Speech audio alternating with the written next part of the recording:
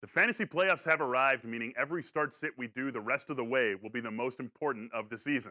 It's exciting times in the fantasy world with every start sit decision potentially the one that will send you to the next round or end your season. We're here to help make the former happen. Get Tyrod Taylor in your lineup.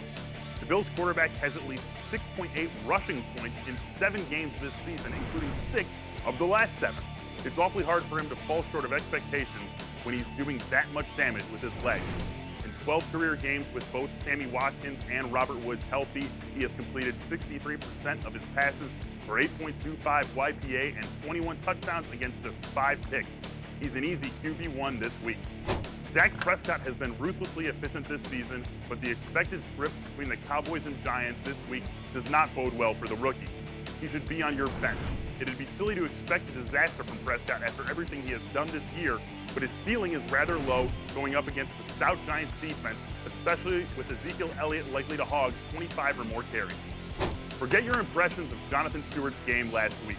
That he managed 50 yards on 11 carries against the Seahawks in a game the Panthers lost 40-7 is actually quite impressive. He gets a completely different set of circumstances this week with the Panthers hosting the Chargers.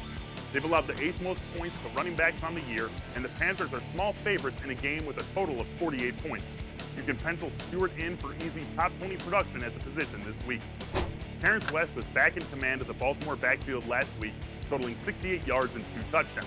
It would be foolish to dismiss him out of hand, but he's a sit for Week 14. Nothing about the expected game flow between the Ravens and Patriots suggests a big game for West. The Patriots are favored by a touchdown, and the over-under is an average 45.5 points.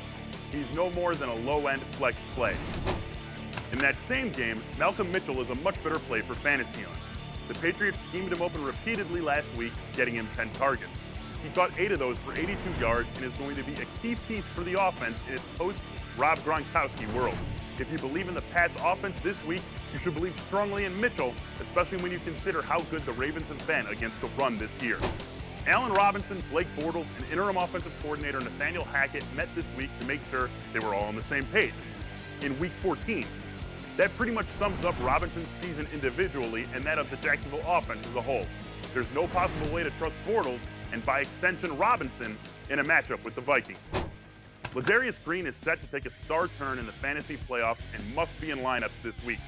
We always knew he had this ability in him, so it was great to finally see it click last week when he caught 6 passes for 110 yards and a touchdown in the Steelers' win over the Giants. Had he been playing all year, this would be as obvious as starting Travis Kelce or Jimmy Graham. Don't think twice about starting Green this week and every week for the rest of the season.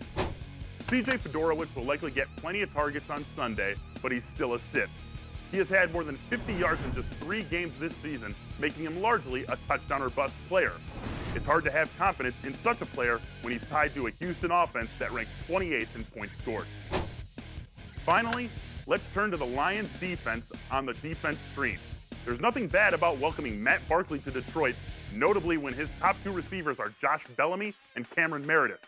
Jordan Howard is the only weapon on the Bears the Lions have to worry about, and even if he has a strong game, they're going to force Barkley into multiple mistakes. That'll do it for the Week 14 edition of Stardom or Sit 'em. I'll see you all next week for more waiver wire advice. Until then, this is Michael Beller wishing you good luck this weekend.